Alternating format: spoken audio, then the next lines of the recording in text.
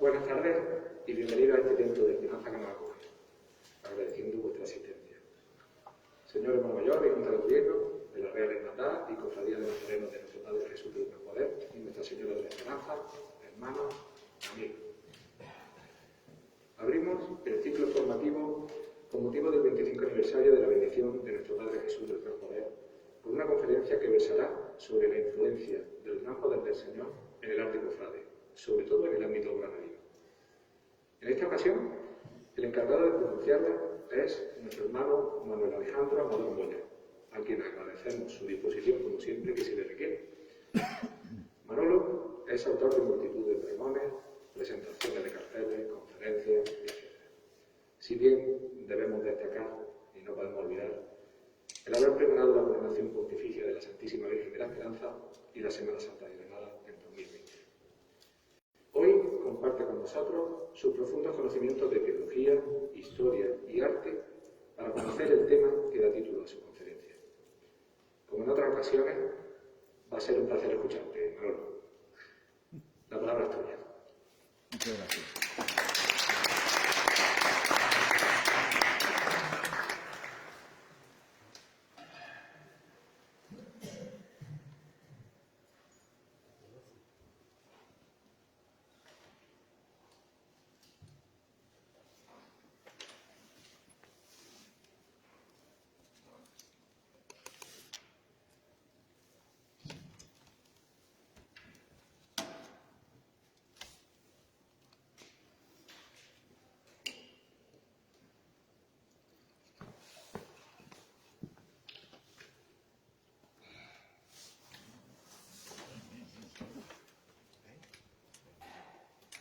Bueno, muchas gracias.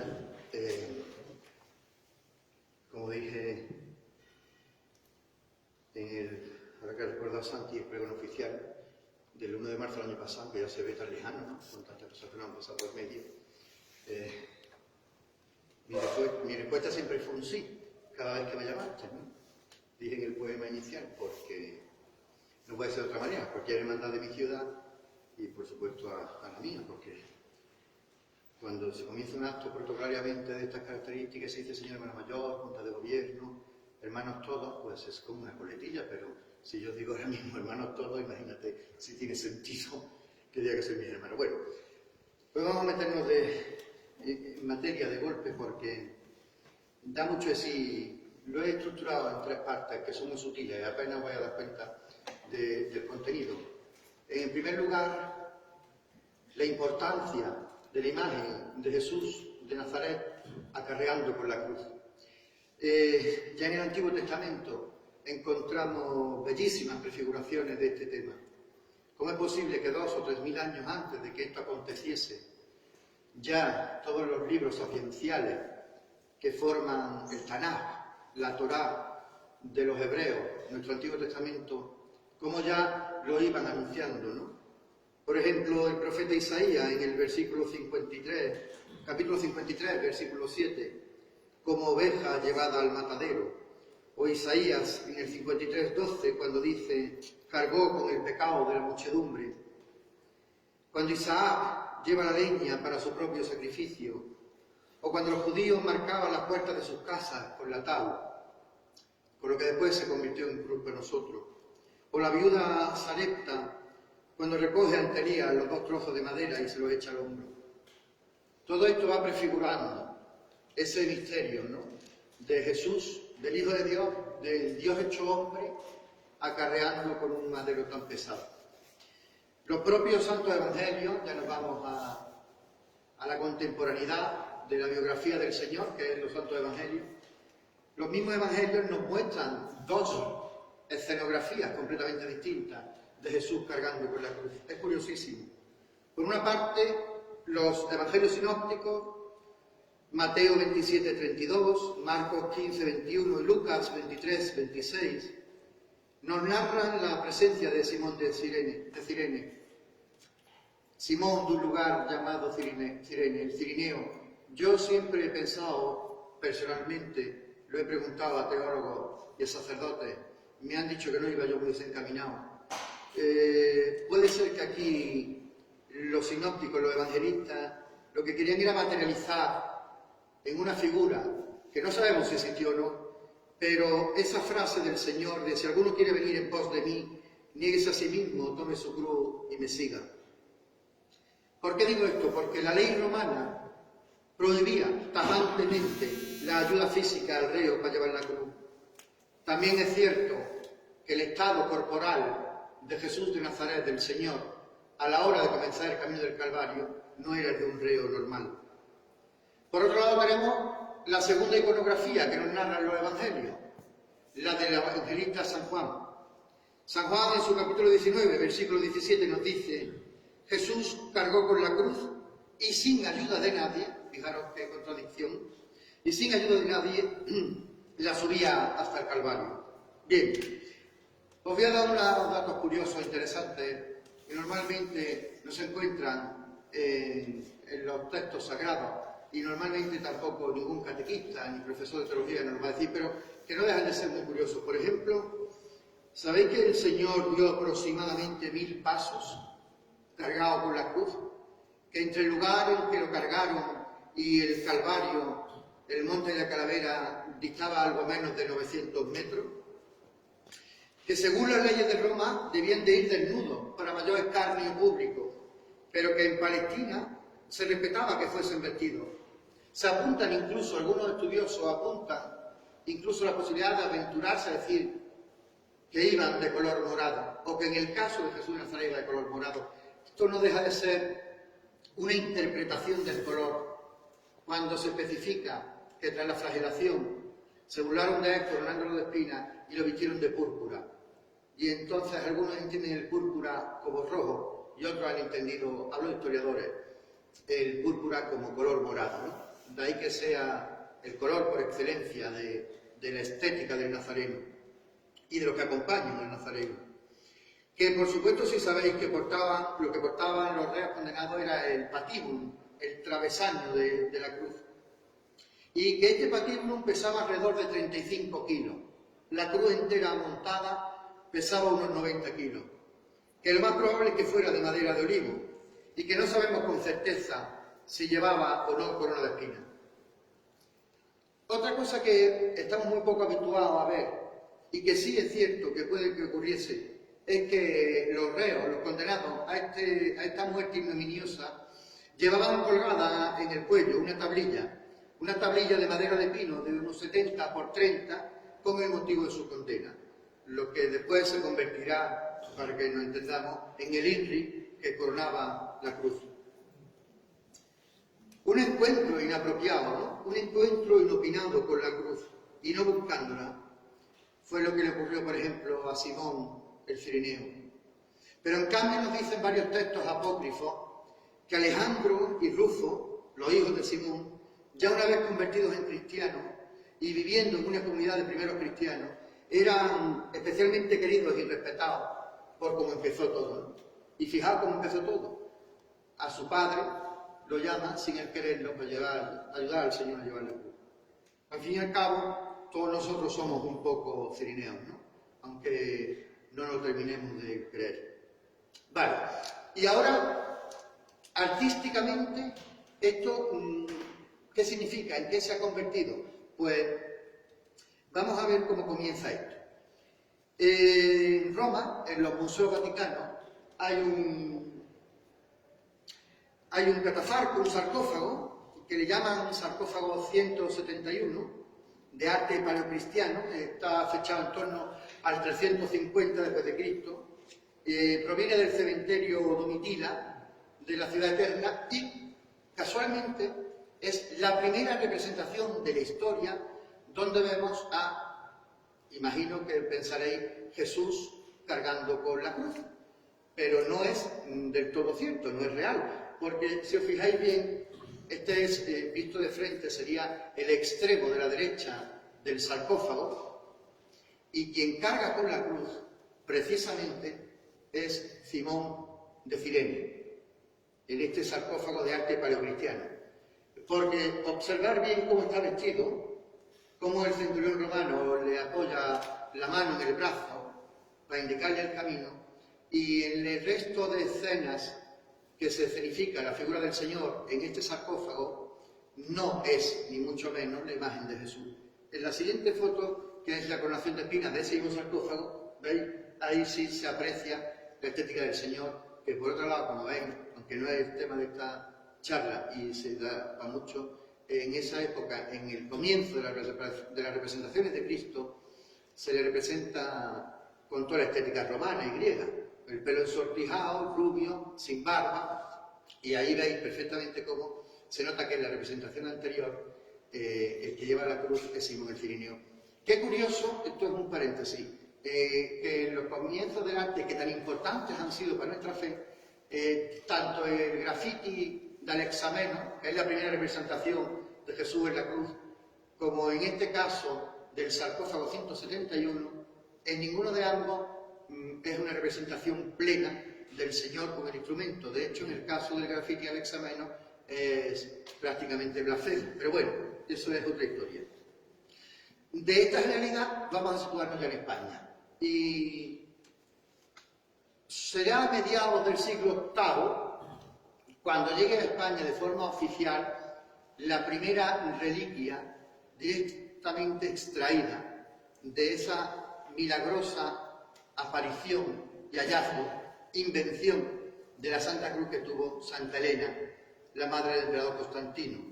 Tras muchas vicisitudes, que no voy a narrar porque sería inenarrable y alargaría mucho esto, ese trozo de cruz verdadera, ese lignum crucis, primero que llega a nuestra península ibérica, se conserva desde mediados del siglo VIII en Santo Toribio de Líbana, que es la foto que estáis comprobando.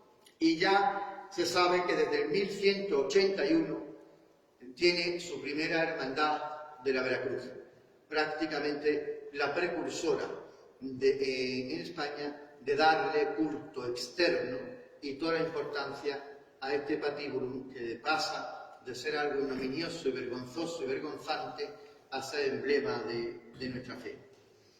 Y de España nos completamos aún más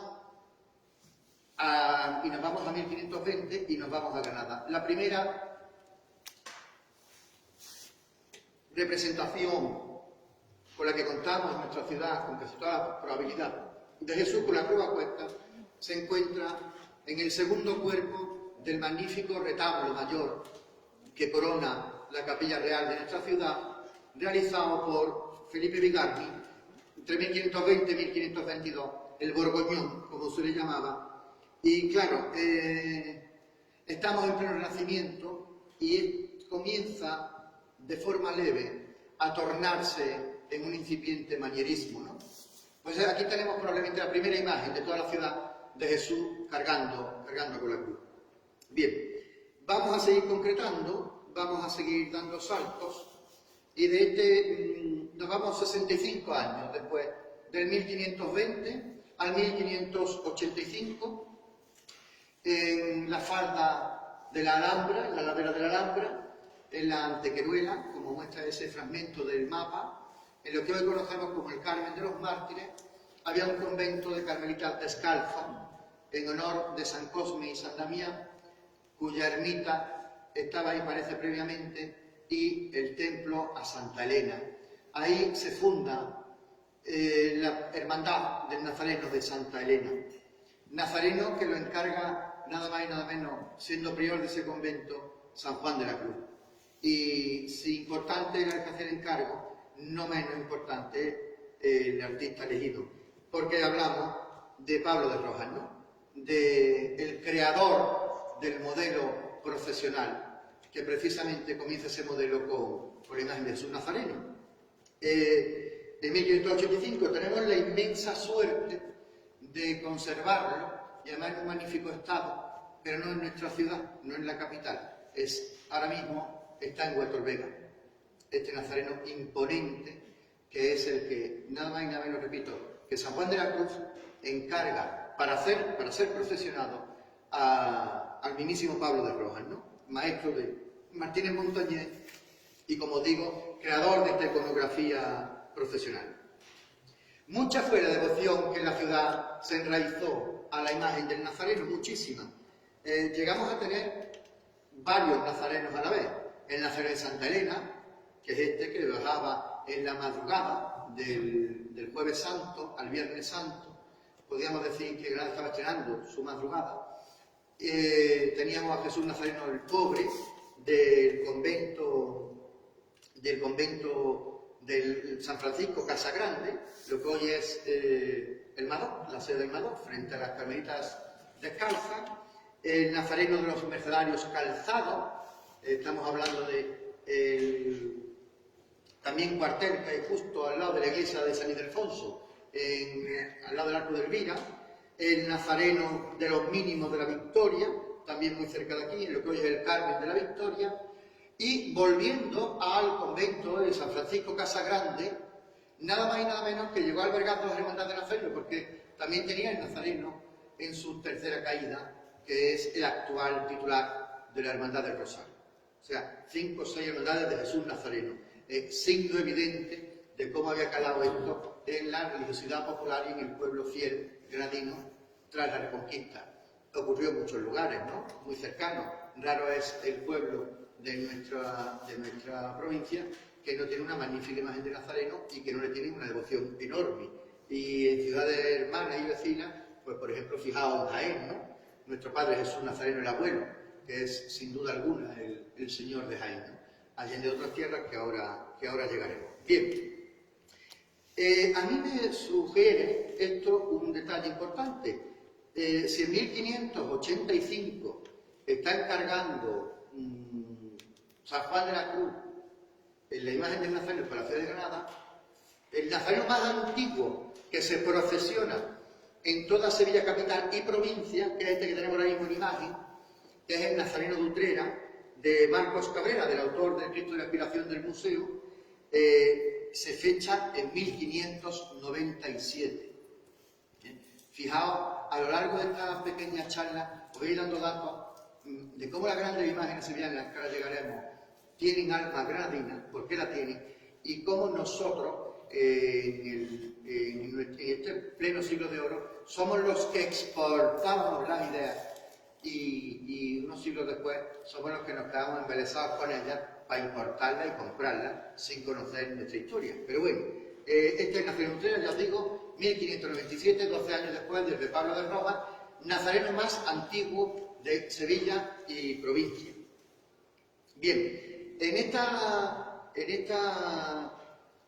prototipo, en esta iconografía que marca Pablo de Rojas, este modelo escultórico, nos encontramos un pelín antes desde Utrera, en 1592, al impresionante y al bellísimo Nazareno de Priego de Córdoba. Nació de la gubia de Pablo de Rojas. En este primer plano, observar cómo en los rasgos faciales, especialmente en los ojos, cómo nos recuerda a nuestro Cristo de la paciencia, del templo tan cercano, tan querido por nosotros y que tanto nos quieren ellos a nosotros también, de la Hermandad Imperial de San Matías, ¿no? Estamos hablando ya del eslabón, el eslabón que conecta ese manierismo romanista con esos primeros naturalismos barrocos. Por tanto, podemos asegurar, sin duda, que el nazareno y el modelo del nazareno procesional, pues nace en Granada y de la mano de un alcalareño, como es Pablo de Rojas. Vamos a ver la siguiente foto, otra imagen que yo quería que la vierais, de la magnificencia, ¿no?, del nazareno del 1592, del nazareno de Priego de Córdoba, en este caso sin ningún aditamento, sin peluca y de pelo natural y sin túnica. Vale. Para que todo quede puesto encima de la mesa, que a mí no me gusta ser tajante en estos temas, porque además es imposible serlo, si no son los eruditos y los profesores y los investigadores, pues yo mucho menos. Hay una imagen de vestir que se fecha 3 años antes de que San Juan de la Cruz encargase al nazareno a Pablo de Rojas, 1582, que es la siguiente fotografía, y es el nazareno del dulce nombre de la cofradía del Portichuelo, la cofradía de abajo, le llaman, de la Semana Santa de Antequera. Este nazareno del dulce nombre, su Virgen la Paz coronada, en el templo dominico reside. Este nazareno del dulce nombre se fecha en 1582, pero su autoría se debe a Diego de Vega.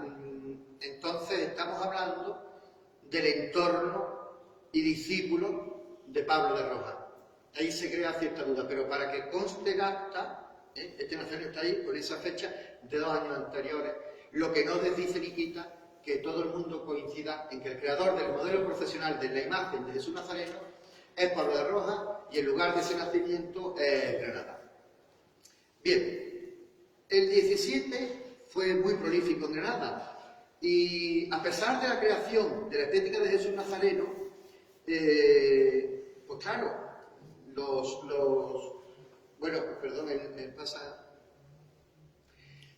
rasgos estilísticos que aquí nacieron, como digo, fueron exportados a toda España y a toda Andalucía. Este nazareno de Churrena de la Vega es del círculo de Pedro de Mena, y aquí lo he puesto de ejemplo porque la barba bífida, partida, alargada, el pelo natural, el nimbo en plata, la corona de espinas en plata, las túnicas bordadas y de cola, las cruces con motivos alegóricos, con las armas Christi, la heráldica de Cristo, ¿no? Las señales, los símbolos de la pasión, en nobles materiales realizados, sobre todo en Taracea. Todos esos rasgos y estilismos son netamente granadinos y fueron exportados a toda España. A toda España. Y por desgracia los hemos perdido. Esta tarde vengo yo justo antes de llegar aquí a encontrarme con vosotros, pues de San Juan de los Reyes, que está en veneración el Señor de la Amargura. Es con independencia de la impresionante talla, ¿no?, y de la magnificencia del Señor, pero es un tesoro granadino que nos queda por su estética, aunque por desgracia, como le pasó a Jesús del Rescate, por los modismos malentendidos, muy malentendidos, que hoy, por desgracia aún mayor, se han convertido en dogmas de fe, perdieron su cabellera de pelo natural, ¿no?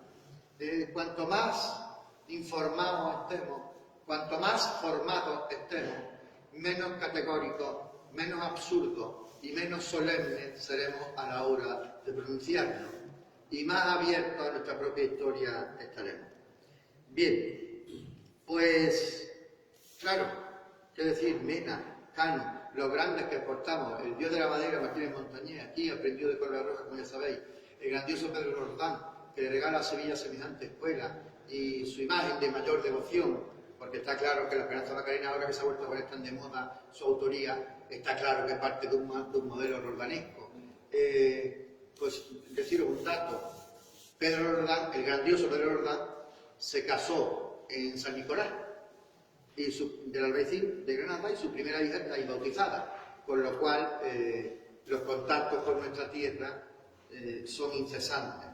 Las grandes obras de la imaginería sevillana tienen ese alma granadina a la que hacía yo referencia. Bien, de todos estos grandes, la saga de los Mora. Y de los Mora nos vamos a detener en el último de ellos. Curioso, antes de detener en ese último Mora, deciros cómo, a pesar de crear la estética profesional del nazareno, cómo de impresionante son nuestra serie de crucificados.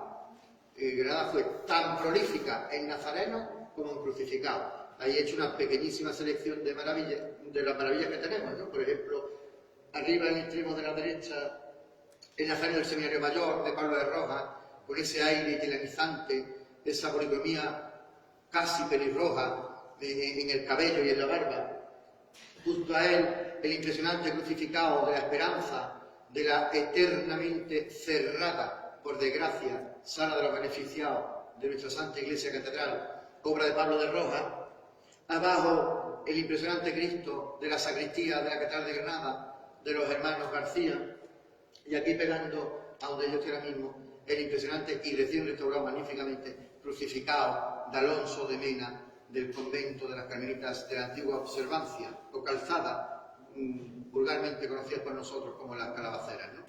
Pues, porque nos toca centrarnos en los nazarenos, claro está que es a lo que hemos venido, pero imagínense cuál prolífica fue nuestra escuela y cuán importante, nacida entre 33 y 36 años antes que la escuela sevillana. Bien, como os decía, de cuantos artistas nos detenemos en los Mora, y de cuantos Mora, Bernardo padre, José hijo, Bernardo hijo, nos vamos a quedar con el último de todos, con el más pequeño. El que nació en 1658, murió en 1729. Diego Antonio de Mora López. Diego de Mora. Bien, su madre, esto le viene en el ADN, su padre artista, su hermano artista y su madre, Damiana López Criado y Mena, hija del restaurista y escultor Cecilio López, y a su vez sobrina de Alonso de Mena y prima de Pedro de Mena, por lo cual, si estos niños no nacían artistas, ella era, porque no puede ser de otra manera. Bien, ¿por qué Diego? ¿Por qué esta imagen en la tele? El doctor Isaac Palomino cifra en 12 los nazarenos de la producción de Diego de Mora, incluso nos especifica que hemos llegado a nuestros días 10, 2 de ellos destruidos. Uno de ellos incluso llegó a ser transformado en la vecina ciudad de Loja. El antiguo Jesús Preso de Loja era un nazareno al que se le presentaba maniatado, y probablemente también de la obra de la Gubia de Diego de Mora, y desaparecido en los sucesos terribles del 36. Bien, Antonio Padial y Isaac Palomino fechan esta imagen que vemos ahora mismo en la pantalla entre el 1715 y el 1720, y lo sitúan en la antigua hermandad de la Vía Sacra y Cristo de los Trabajos, que aún hoy se conserva en la ermita del Pretorio, y no se debe confundir con otro Cristo de los Trabajos que fue importantísimo en su momento, que es el crucificado de pequeño formato que está entrando a la izquierda en el templo del Sagrario. Pero bueno, nos quedamos aquí. Este nazareno está en la clausura del convento de San Antón, muy cerca de la puerta donde las monjas acceden al coro alto, junto a una reja, y este nazareno, tras varias elucubraciones propias de estudiosos y de artistas, podemos decir que no era de los franciscanos y que no era de esta hermandad de la Vía Sacra, y que tampoco llegó al convento de San Antón en 1838. Voy dando unos datos pequeños. Esto es la primera vez que se está diciendo en público. El otro día se dio un programa de radio porque mi amigo David Rodríguez Muriel, historiador, me ha ayudado mucho en esta investigación y me pidió este favor, y dije que por supuesto que primero se dijese en la radio, que no me importaba y que además iba a llegar a muchas más personas. Además, os agradezco profundamente hoy vuestra asistencia más que considerable. Pero es hora de empezar a desmitificar muchas cosas que dábamos por hechas. Diego de Mora trabajó en el convento de San Antón con los encargos de una hermandad que allí radicaba, llamada de las 5 Llagas. Diego de Mora probablemente entra en el convento cuando en 1714 llegan al convento Niño Pasionista y la Inmaculada, salida de Segovia, llegan allí esas obras por el testamento del matrimonio de los Vargas Pimentel. Las monjas, sin duda alguna, capuchinas, ven la calidad del trabajo de Diego. Y la Hermandad de las 5 Llagas, en ese mismo año, de 1714, encarga un exeomo. Con lo cual, fechar este nazareno entre 1715 y 1720, y por sus rasgos, que tampoco es que esté un Pulitzer en la materia, ¿no? Se ve, sin duda alguna, que es una obra de Diego de Mora. ¿Por qué hemos llegado a todo esto? Hemos llegado a todo esto porque, y se lo dije el otro día en la radio, y ahora se lo digo, este es un primer plano del nazareno que nos ocupa. Su belleza y su calidad y su gradinismo están fuera de toda duda, ¿no? Pero, ¿esto por qué? ¿Cómo empieza esto? Pues mirad, todo esto empieza, y repito, le di las gracias por teléfono, le di las gracias el otro día en la radio, y hoy se las doy públicamente porque está sentado entre nosotros, a Ernesto Gómez Moleón, que está tan relacionado con esta Santa Casa, más aún con la vecina parroquia de San Pedro y San Pablo, porque él siempre sabía de mi, ¿cómo decirlo?, tara, vamos a decirlo así, se está riendo porque aunque ya no quería cuenta y está lejos, lo activistas, de mi obsesión con este bellísimo nazareno. A mí esta obsesión me comenzó en el año 2000, cuando entonces, con bastantes años menos, 21 años menos, ¿no?, me pidieron estar en la comisión de trabajo de esa impresionante exposición que se realizó en nuestra catedral, que a todos la tendréis en vuestra memoria, de Jesucristo y el emperador cristiano, y recuerdo perfectamente el día que en un medio móvil, en una furgoneta, ¿quién iba a decir que 21 años después de la furgoneta iba a ser tan odiado, tan necesario a la vez? Llegó a la Santa Iglesia Catedral, proveniente de la clausura del San Antón este Nazareno, y yo no daba crédito a la belleza que estaba viendo. Era la primera vez que lo vi en directo. Ernesto conoce esta historia, Ernesto sabe que yo tengo cierta obsesión con este Cristo, y un 3 de mayo del 2019, él, como es un tío tan encantador, y perdonadme estos detalles personales, pero hay que contarlo, se encarga de hacer de cicerone con un amigo mío jerezano que había venido aquí a pasar el Día de la Cruz.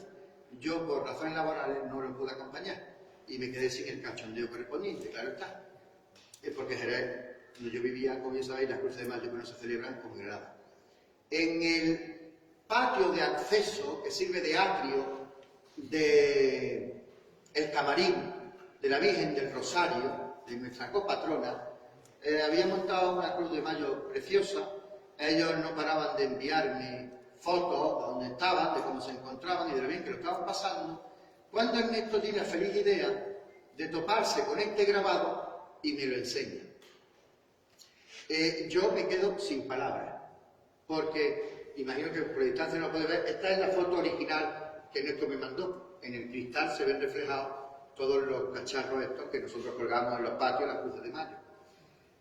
Dice este grabado de 1806, David, la primera vez que lo vio, Roger Muriel pensaba que era 1816, le digo, no, mira bien, no es un 1, es una Y. Dice textualmente, ahí abajo, copia exactísima de la sagrada imagen de nuestro Padre Jesús del Gran Poder, que se venera en el convento de las reverendas Madres Capuchinas de Granada, a devoción del presbítero José María de Damas y Palencia, año de 1806. Y digo yo, 121 años antes que se funde mi Hermandad de la Esperanza. Entonces es el momento, queridos hermanos, de que sepamos ya de una vez por todas, yo con un operativo, pero estamos en la iglesia y está el Señor en el sagrario y hay que respetar donde estamos. Que sepamos de una vez por todas que yo me he tirado, igual que muchos de ustedes, toda una vida leyendo en pasquines, en folletos e incluso en horarios itinerarios de nuestra hermandad y de la Real Federación de Cofradías, que esta hermandad, sus fundadores, habían mirado a Sevilla para fundarla y para elegir las advocaciones. Pues no. Esto demuestra claramente que no. Que no. En primer lugar, y vamos a hacer una leve historia, porque esto es bellísima. La imagen claramente de Diego de Mora, fechada entre 1715 y 1720. En 1806 ya se llama Gran Poder. Por tanto, es prácticamente seguro que esta advocación está abocado así prácticamente desde su ejecución. Nuestra hermandad se funda en 1927.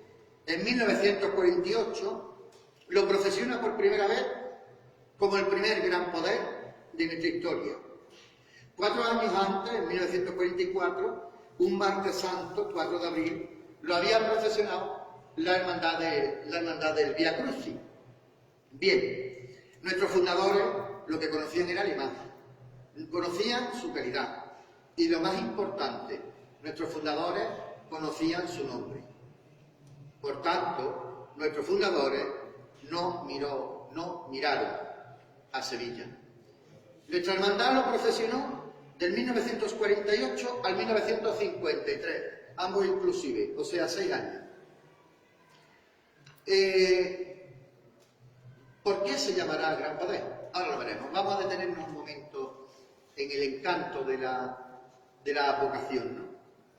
En 1477, el obispo de Cádiz, Pedro Fernández Solís, aprueba las reglas de la cofradía, que esto tiene mucha atención.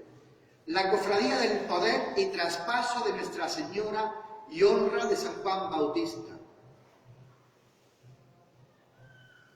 La hermandad sevillana y matriz de tantas, que no de nosotros, madrina sí, pero matriz no, de Jesús del Gran Poder, le viene la vocación por el nombre de la Virgen. Siempre hemos sabido que la Virgen del Traspaso era de las grandes hermandades penitenciales de la Sevilla del 17 y de su poderío y de que encargaron al maestro Juan de Mesa, el Nazareno. Pero fijaos, poder y traspaso, la que hoy es mayor de los traspasos. Ese es el origen mismo de que el Señor se acabase llamando Gran Poder. Como bien sabéis, en el siglo XVI, en el siglo XVI ya tenía la hermandad una imagen de Jesús con la cruz a cuestas, con lo cual empieza a fraguarse esa simbiosis del nombre con la iconografía del Nazareno. En 1620, la obra impresionante de Juan de Mesa, bien. Y luego el lema que tanto os gusta a muchos de vosotros, que yo lo sé, de In manus eius potestas es imperium. En tus manos está el poder y el imperio. Del libro de las Crónicas, del capítulo 29, del versículo 11. La antífona que se lee en la misa de la Epifanía. Y aquí se enciende la bombilla. Y aquí quiero tirar de la manta del segundo tabú mental que tenemos. Es normal, o tiene cierta lógica, que el Gran Poder de Sevilla comience a asociar esta frase con la fiesta de la Epifanía y, por tanto, incluir en los primeros cultos, ya desde 1703, estando la imagen del Señor de Sevilla ya en San Lorenzo, recibe los cultos en esta fecha. Era realmente una novena que iba desde los últimos días del año hasta la fiesta de la circuncisión del Señor. Pasaban por medio de la Epifanía, no se centraban en la Epifanía, porque entre otras cosas no tiene sentido. Sevilla ha inventado, porque esta es la palabra, y no es con ningún tipo de carga peyorativa ni negativa, que la imagen del Señor con la cruz a cuestas es la imagen de la Epifanía. Yo lo que quiero deciros es, y nuestro reverendo padre José Gabriel, que está entre nosotros, director espiritual nuestro, que me corrija si me equivoco, no es una de las epifanías que la Iglesia nos muestra. La Epifanía, en su nombre se indica que es la manifestación del poder de Dios.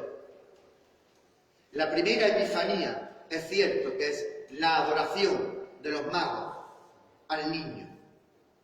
Los poderosos del mundo se inclinan ante la humildad de un bebé y además nacido en semejantes condiciones en una cuadra, en un pesebre.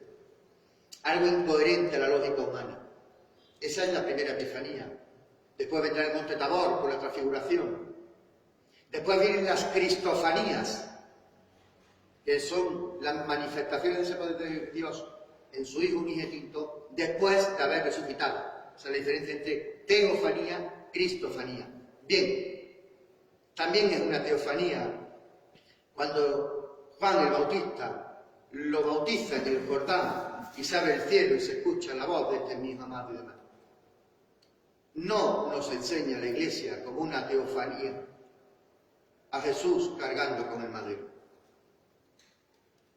Sevilla lo ha asociado bellísimamente bien y su Iglesia diocesana se lo ha permitido, como tantas y tantas otras cosas que permiten, ante el pulso ganado por el fiel de la calle y por la religiosidad popular. El mejor ejemplo lo tenemos en lo más grande que tenemos en Granada, con diferencia que es nuestra patrona. Nuestra Madre de las Angustias, una imagen dolorosa, nacida de una hermandad penitencial, y con todo un mes de septiembre dedicado para ella, siendo nuestra patrona y de nuestra archidiócesis, y además con su gloriosa procesión el último domingo de septiembre, con su estética absolutamente dolorosa y pasionista, ¿no? Elevar a glorioso la escena de la pasión. No está mal, hay mil ejemplos, pero no es una epifanía. Y no tenemos por qué celebrar todos la festividad del Gran Poder el 6 de enero. De hecho, aquí nosotros nunca lo hemos hecho, sí en una fecha maravillosa, que de aquí invito a la futura Junta de Gobierno, a la futura Junta de Gobierno, a que todo vuelva a su ser, y en la última semana de enero, octavario de la Unidad de los Cristianos, fecha maravillosa, por cierto, y plena de sentido, celebremos nuestros cultos al Gran Poder. Magnífico. Pero no tiene por qué ser una epifanía, porque esto no es palabra de Dios. Que nos quede claro, segunda cortina, segunda venda, quitada del ojo. Bien, que fuese novena, la del Gran Poder, de gracia a los capuchinos, especialmente al beato Fray Diego José de Cádiz. Predica desde 1773 y se hace hermano. Esta foto, que es inédita, no es pública, es el señor del Gran Poder de Granada, el primero que tuvo Granada y el primero que tuvo nuestra hermandad, en el suelo de la Santa Iglesia Catedral cuando estaba recién llegado para la exposición. Sigo dando estos datos que son interesantísimos. El beato Diego de José de Cádiz, que es el autor de la novena del Gran Poder, novena que se convirtió en quinario, texto que su última edición es de 2013, la base de todos estos ejercicios de quinario y de triduo que realizamos todas las hermanas de Andalucía, especialmente en Sevilla. El origen de todos nuestros cultos, como los conocemos hoy los cofrades, están en este escrito del beato Diego José de Cádiz. Bueno, pues este hombre santo se hace hermano del Gran Poder de Sevilla en 1786.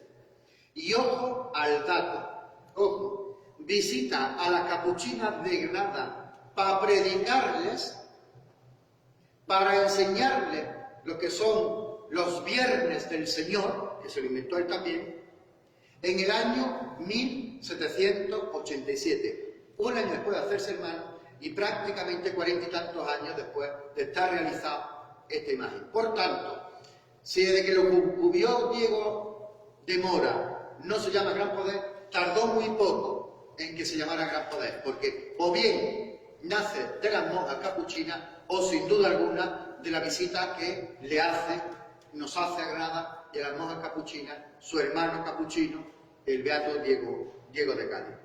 Gracias a él la devoción de los viernes y gracias a él, al beato Diego de Cádiz, de aquí este pequeño homenaje, cuando llegan estos cultos, estos ejercicios de novenas o de quinario, que la imagen a cuyo se le iban a realizar presidiese el altar mayor. Desde aquí, aprovechando que está José Gabriel, y aunque no está Manolo, dar las gracias una vez más, como hermano y como cofrade, a nuestro conciliario y párroco, por permitir que una de nuestras imágenes titulares, en este caso nuestro Padre Jesús de Gran Poder, presida el templo, en este caso por su 25 aniversario. Pues la idea de que una imagen presida el templo es de finales del siglo XVIII y es también del beato Diego de Cádiz. Como decía, cultos que iban desde el 31 de diciembre hasta la circuncisión, y que tras el Vaticano II, concretamente en 1970, quedaron en un quinario, en 5 días de misa y en el día de la función. Que eso es el ejercicio de un quinario. 5 días de misa y el sexto, la función. No venimos 5 días a la iglesia. Una pequeña aclaración que me parece que hay que hacerla. Y gracias a él también, el Gran Poder de Sevilla sigue celebrando en el quinto y último día del quinario la misa en latín, como víspera solemne de la Epifanía del Señor, en este caso del 6 de enero. Bien, nos metemos en un balance rápido y del 1953 último año en que el Gran Poder paseó con nosotros, decir antes, ahora que tenemos la imagen del Señor de Sevilla en la portada, Hermandad Madrina, detalle impresionante que tuvieron con nosotros, y muy de agradecer, cuando contemplemos las grandes obras de otros lugares, está muy bien que nos extasiemos, está muy bien que las veneremos y está muy bien que disfrutemos, pero que no se nos olviden que en muchos casos, como por ejemplo le pasa al Gran Poder sevillano, en su alma tienen retazos de Granada.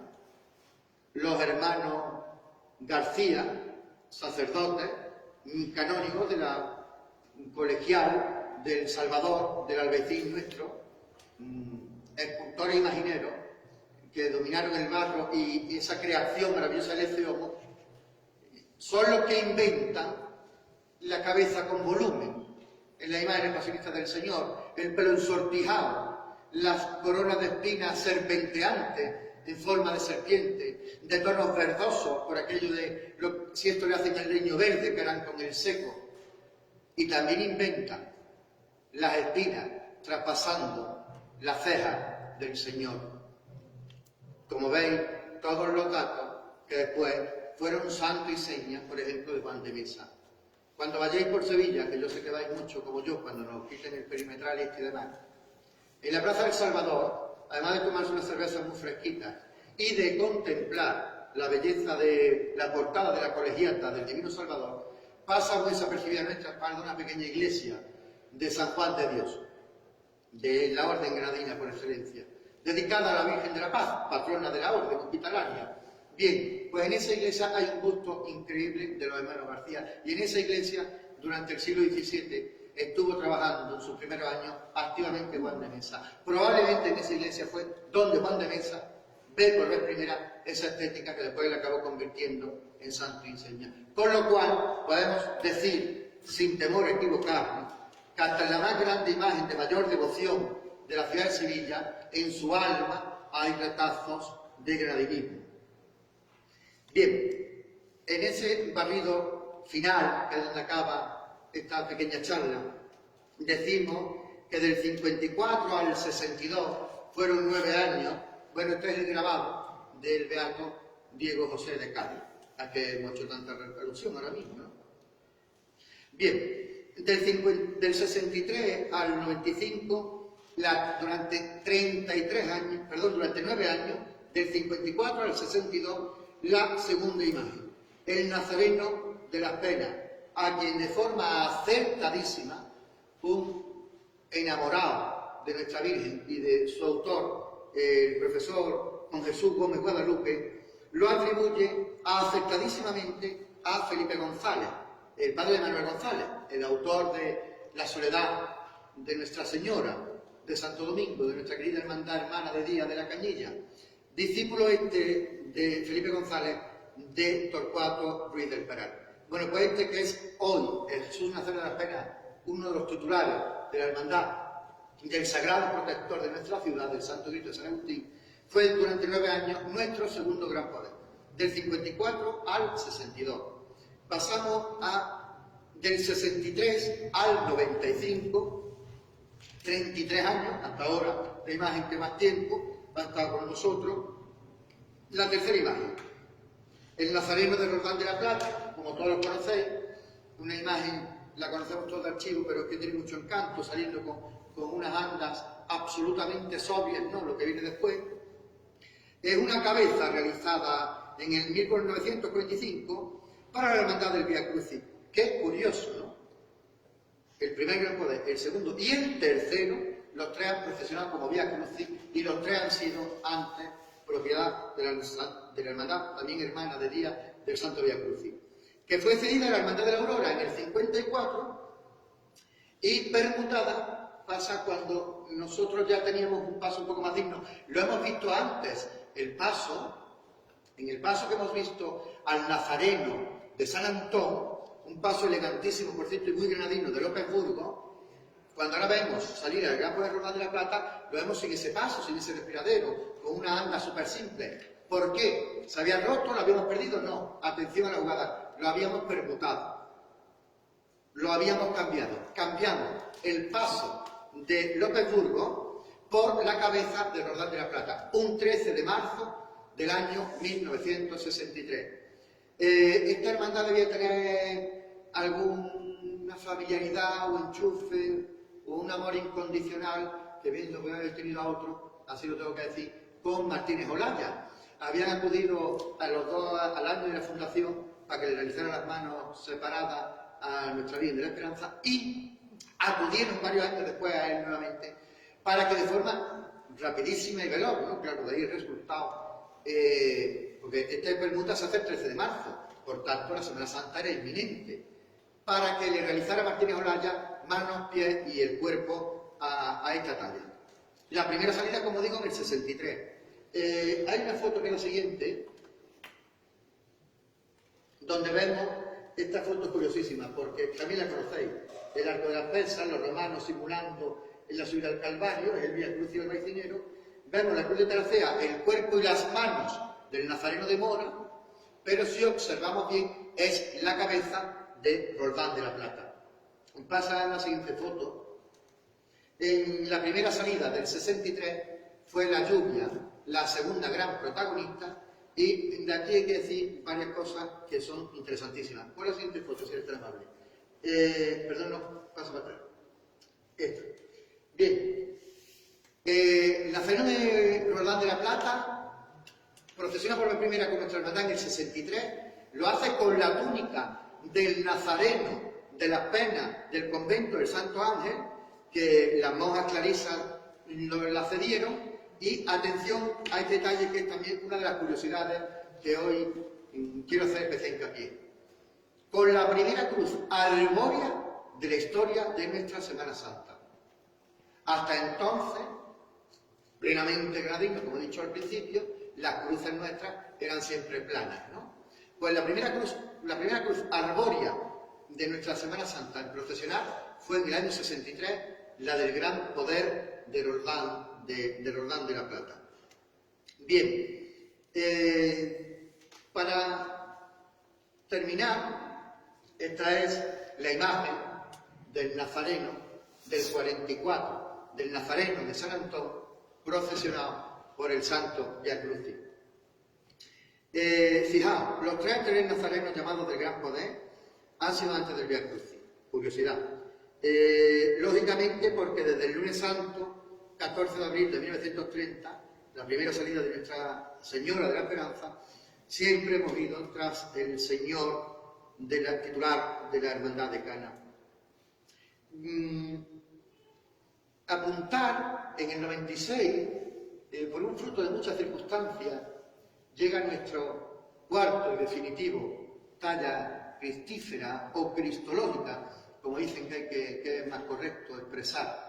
Nuestro Padre Jesús de Campoder, que en este año está cumpliendo los 25 años. Le doy las gracias a la Hermandad y a la Presidencia de la Rocería por el detalle del boceto en la mesa. ¿Saben?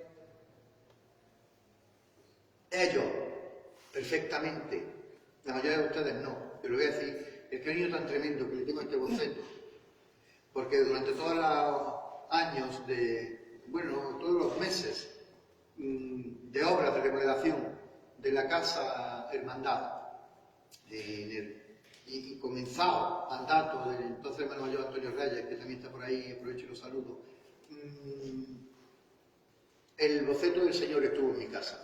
Porque hasta aquí voy a leer, porque en el fallecimiento de mi abuela, a causa de una tía mía, el boceto del Señor del Gran Poder se coló en nuestra vida, y fue una cosa curiosa lo que pasó, de esas cosas que forman parte de la intimidad. De ahí que un servidor le regalara la primera túnica brocada que tiene el Señor, que es la Burdeos, ¿no? El Señor del Gran Poder es una talla neobarroca, neobarroco sevillano, rompe por completo con todos los cánones que hemos apuntado hasta ahora. Pero en cambio, hay ciertos detalles, hay ciertos guiños. El tipo del pelo tallado, ese mechón perpendicular que aquí tanto da de sí. Pero tiene un guiño que nunca lo he escuchado yo a nadie de nuestra hermandad. Nunca hemos reparado en él. Os invito a ver la foto que os he enseñado hoy y que están publicadas de forma oficial por todas las redes sociales. Tanto el Nazareno de San Antón, cuando procesionó con nosotros, no en la actualidad, o cuando lo hemos visto en la actualidad, y el Nazareno de las Penas, el Santo Ángel, o sea, los dos primeros nazarenos, abocados gran poder y titulares con nosotros y para nosotros, el brazo izquierdo lo tenían sumamente elevado, lo que da más rigidez y más dramatismo a la escena. Y casualmente, durante 33 años, ese detalle desaparece en el Nazareno de Roldán de la Plata, y yo no sé si casualidad o no, el gran poder de Manuel Ramos Corona, nuestro actual titular, tiene el brazo izquierdo así. Me parece un guiño a la historia de la hermandad, un guiño, pues ciertamente con mucho encanto, ¿no? Esto viene de la escuela castellana. Os invito a que busquéis el Nazareno de Medina del Campo, de Francisco de Rincón, el maestro de Gregorio Fernández, nada más y nada menos. Esa postura portentosa del brazo izquierdo, que luego en los latigazos que da la escuela sevillana por la zona de Cádiz también está presente. Os invito a que busquéis obras de Ignacio López, el Nazareno bellísimo del puerto de Santa María. Para terminar, la última foto, a modo de epílogo, me gustaría que fuese esta. Fijaos, ahora que nos queda una Semana Santa nuevamente intimista, nuevamente reflexiva, nuevamente vida de puertas para adentro, pero con la inmensa suerte de vivirla presencialmente en los templos, la acción litúrgica, la intensidad del Triduo Pascual, os invito a que la vivamos con verdadera devoción y demás, y que ya que nos gustan tanto los cofrades, los detalles de la jarrita, de la flor, de la enagua de la Virgen, del bajo de la túnica del Señor, y todos estos detalles que nos vuelven locos y que nos perdemos, no os perdáis todos los detalles de la liturgia. Incluso la inclinación del sacerdote cuando está reviviendo el momento culmen del Calvario, cuando está realizando el sacrificio incruento que ocurrió aquel Viernes Santo, o sea, cuando está el sacerdote repitiendo las palabras del Señor en el cenáculo, las palabras de la consagración, esa propia inclinación del sacerdote, que sepáis que significa y simboliza a Jesús encorvado por el peso de la cruz. O cuando el Jueves Santo, y ya con esto termino, tras la solemnidad de la misa in cena Domine, de la misa de la Cena del Señor, cuando el sacerdote o el sacristán o los acólitos desvistan y desnuden el altar para ya dejarlo vacío y desnudo el Viernes Santo, se está rememorando el expolio, el despojo de la túnica del Señor antes de ser crucificado. O sea, así vamos a tener Semana Santa. Y os invito a todos, porque como soy uno más de vosotros, y como cofrades, que nos perdamos y que disfrutemos de estos detalles que son verdaderamente maravillosos. 74 años, la vocación del Señor del Gran Poder en la Semana Mayor Granadina, gracias a nuestra hermandad. Y gracias a que nuestros fundadores conocían nuestra historia, no miraron para ningún lado. 234 años como mínimo de la vocación del Gran Poder en Granada. Y hablando de Granada y del Gran Poder, termino con una cita que dice: ¿quién no había de derramar lágrimas viendo al Rey de los Ángeles caminar paso a paso con aquella carga tan pesada, temblándole la rodilla, inclinando el cuerpo, los ojos mesurados, el rostro sangriento, con aquella guirnalda en la cabeza y con aquellos tan vergonzosos clamores y pregones que le daban contra él? ¿Quién no había de derramar estas lágrimas? Esta espectacular cita es de Fray Luis de Granada. Muchas gracias.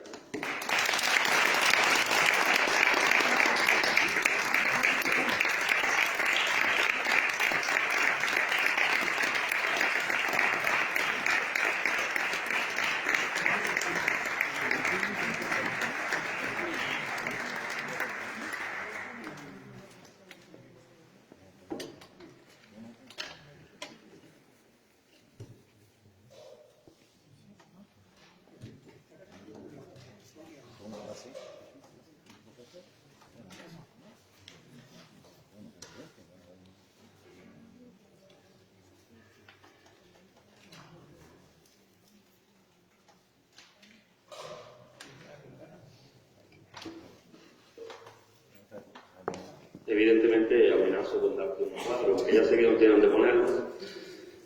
Agradecerte en primer lugar que en tu apretada agenda, bueno, pues cuaresmal, tertulias, presentaciones, etcétera, etcétera, pues siempre haya reservado un hueco para la Quinta Hermandad. Agradecerte igualmente, bueno, pues esta conferencia. Yo creo que si por algo se puede definir, es porque ha sido un acto el que todos hemos aprendido. Y yo creo que como estamos todos en un continuo aprendizaje, siempre viene bien. Un acto dentro del capítulo de la formación cofrade, que creo que es tan importante como la litúrgica, como la eucarística. Y por eso darte las gracias. Darte también las gracias por ese guiño, yo sé que tú tienes mano también en otro ámbito, a que sea mi último año como hermano mayor. Te lo agradezco profundamente porque a lo mejor tú tienes más fuerza que yo. Y a lo mejor, efectivamente, ojalá, este acto, este 25 aniversario lo cierre la nueva Junta. Y darte las gracias también, porque si Dios quiere, pues si efectivamente hay elecciones y yo creo que va a ser, sea la Junta que sea, yo creo que va a ser una magnífica Junta que siga tirando de esta nuestra hermandad, como hasta ahora, como tú bien has dicho, lo han hecho desde que se fundó, con circunstancias muy difíciles. Y bueno, pues si estamos aquí, yo siempre digo que gracias a los que nos precedieron. Pues seguramente a lo mejor en el próximo quinario del Gran Poder, pues estemos disfrutando todos los días, tú y yo juntos, y seguramente ya no con la formalidad de tener que estar en el primer banco. En definitiva, me salto un poco el protocolo porque, como tú has dicho, la mejor definición que te podemos dar es que eres nuestro hermano. Y afortunadamente, bueno, pues que por muchos años sigamos disfrutando de tu aportación. Muchas gracias, hermano.